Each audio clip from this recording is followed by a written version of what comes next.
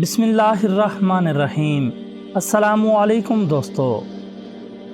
ملکہ Elizabeth نہ صرف برطانیہ کی ملکہ ہیں بلکہ وہ کینیڈا، آسٹریلیا، نیوزی لینڈ سمیت 15 ممالک کی بھی ملکہ ہیں، اور ان ممالک کے شہریوں کو ملکہ سے وفاداری کا حلف اٹھانا پڑتا ہے۔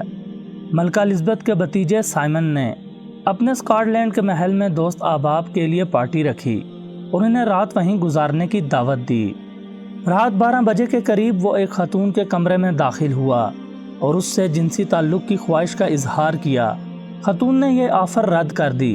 سائمن نے اس کا ہاتھ پکڑ لیا اور اصرار کیا۔ خاتون نے اس کا ہاتھ جھٹک کر اسے کمرے سے نکل جانے کا کہا۔ سائمن اس خاتون کو مغرور، بدتمیز اور بددماغ کہہ کر وہاں سے نکل گیا۔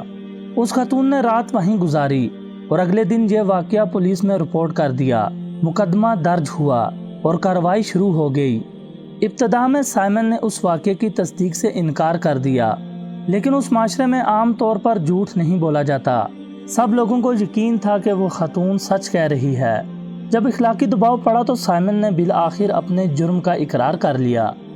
برطانوی عدالت نے سائمن کو خاتون پر جنسی حملہ کرنے کے جرم میں 10 ماہ کے لیے جیل بھیج دیا۔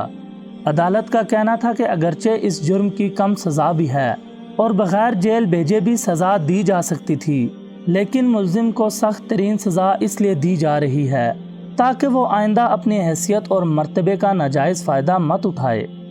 اس سارے مقدمے کے دوران 15 ممالک کی ملکہ الزبتھ نے نہ تو خاتون کو پریشرائز کر کے اپنا مقدمہ واپس لینے کا حکم دیا، نہ ہی پولیس پر دباؤ ڈالا کہ وہ کارروائی نہ کریں، نہ عدالت کو مجبور کیا کہ وہ سائمن کو سزا نہ دے۔